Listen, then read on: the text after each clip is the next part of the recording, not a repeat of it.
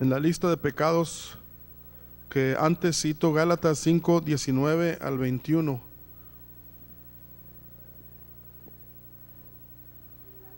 Ah,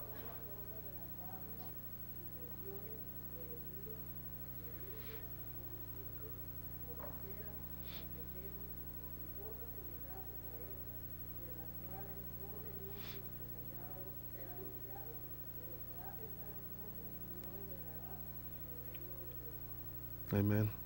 Sí, 21, ¿verdad? Yo no estaba allí para. Dice, esta está a la cabeza del el adulterio, mas en ella el apóstol por el Espíritu Santo señala también otros muchos pecados, y hablando de todo dice que los que hacen tales cosas no heredarán el reino de Dios. Algunos entre nuestros círculos religiosos, considerándose dirigidos por Dios, han determinado en diferentes tiempos y lugares que el adulterio es el único pecado de muerte y que a ese se refiere Juan. Por principio de cuentas, digo, con la autoridad doctrinal que el Señor me ha conferido, que la verdad es que el pecado de muerte solamente el Supremo Juez es quien determina quién es el que lo ha cometido. Nosotros lo único que podemos ver y aún juzgar sin temor a equivocarnos son las obras desviadas y perversas de alguien a quien ya Dios mató. Porque una cosa es que alguien ha sido herido y está tirado, pero aún con vida. Y otra es que esté ya muerto y sin remedio. Me constan las muchas ocasiones cuando ministros, tomando el lugar de Dios como jueces, han matado a quienes, habiendo cometido el pecado de adulterio, tenían señales de vida y aún pedían misericordia.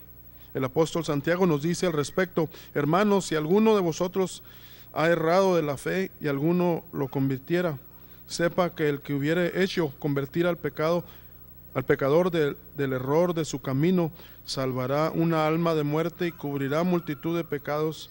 Santiago 15, 19 al 20, ese ya lo leímos, así que no hay necesidad de leerlos. Y Santiago está hablando de los pecados que enumera Pablo y otros muchos más. Fijémonos que el juicio y aún la misma condenación consiste en los que hacen,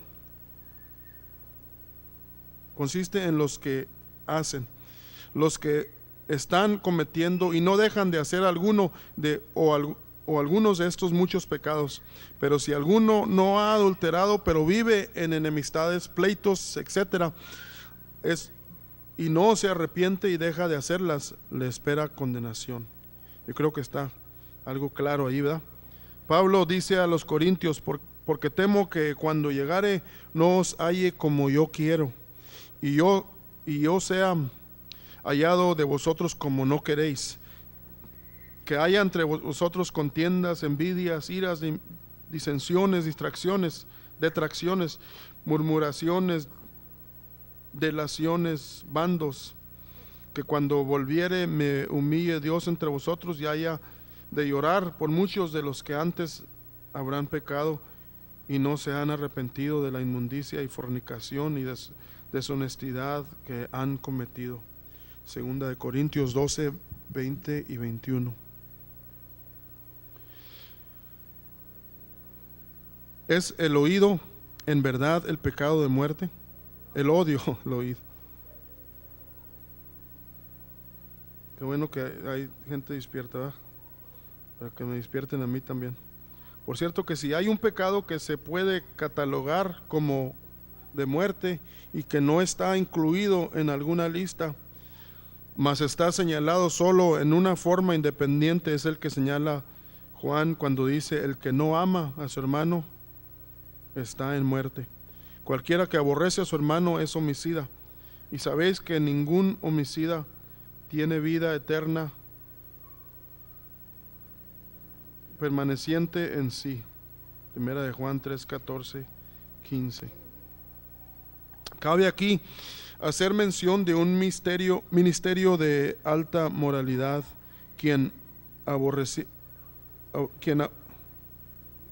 de Y un ministro de alta moralidad, quien aborreciéndome le preguntó a alguien: ¿no cree que le puede acarrear condenación el odio que usted tiene en contra del hermano Valverde? La respuesta fue: mientras no cometa el pecado de adulterio, yo no tengo miedo de condenarme por eso otro. Esta es la mentalidad que prevalece en muchos quienes se glorían precisamente de vivir una vida de alta moralidad sin realizar su miseria. Qué tremendo es el balance del Señor, ¿verdad? Porque el pecado, estamos exentos al pecado tanto. Yo creo que la mayoría estamos entendidos de que si tienes el récord limpio, y por eso el diablo ahí mismo trabaja. El diablo no respeta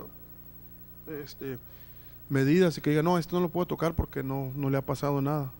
Pero aún ahí se mete el diablo ¿verdad? Como la humedad, y empieza a fabricar ideas y orgullo, y empieza a mirar para abajo al que se le ha tirado el agua. Y digo yo, la sabiduría del Señor, qué tremenda es con balancear todo esto, porque hemos oído a nuestro anciano que ha explicado que hay pecados que él ha, ¿cómo ha dicho? Que ha mirado esperanza en aquellos que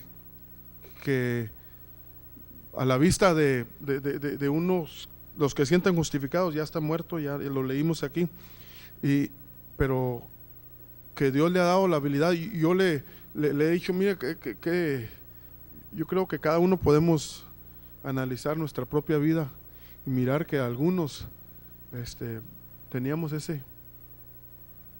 íbamos en camino hacia la muerte espiritual, aún ya después de ser, porque la cruda realidad es de que sabemos que hay en las bancas, hay muchos están vivos físicamente, pero están muertos espiritualmente. Y hay mortandad espiritual ahorita como nunca lo ha habido, y es lo que escuchábamos en esta mañana, de cómo hay gente que piensa. Recuerdo que hablando con mi hijo el mayor, también le decía: mira qué tremendo, el Señor nos ha dado el que esta clase de ministerio nos empuje constantemente, nos está empujando. Ya ves que se cansa la carne, se cansa de recibir aquellos vamos a decir, golpes que nos estruja y nos hace, nos forza que miremos cómo estamos, cómo estoy en realidad, en verdad despierto, o pienso que estoy despierto. Pero qué triste va a ser para los que vivieron en un espejismo toda su vida, estuvieron en la iglesia y todo hicieron, pero se murió aquello que tuvieron vivo en un tiempo, pero ni cuenta se dieron que se les murió, y cuando están a la orilla de la muerte quieren agarrarlo, tomarlo, y encuentran que ya no es de plástico aquello que tenían vivo antes. Y cuando más lo necesitan ahí a la orilla de la muerte, que están horrorizados porque están a punto de irse, y no hay aquello que acompaña al Hijo de Dios cuando es tiempo de cruzar el río Jordán.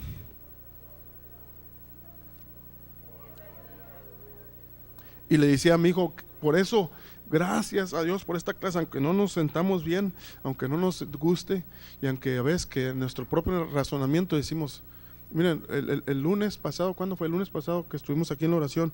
¿Cuántos se fijaron que nuestro anciano estaba? No los oigo. Y hasta a mí me cruzó la mente, digo: a lo mejor, hermano, le está fallando los oídos y nosotros la estamos llevando por eso. No, pero hay que aprovechar toda. Me decía una vez que le dije a mi hijo: mira, ve y trae quién sabe qué cosa. Dijo: papá, pero me va a gritar. Le dije: no le digas gritos a esos. No te metas en esa mentalidad de que los gritos de él son gritos, ¿verdad? Pero que no son gritos así nomás. Decía un muchacho en el trabajo, dice: yo fui a la iglesia esa, dice, hace tiempo, pero ¿sabes por qué dejé de irse? Porque el viejo ese, dice, una vez estaba yo sentado y me avergonzó.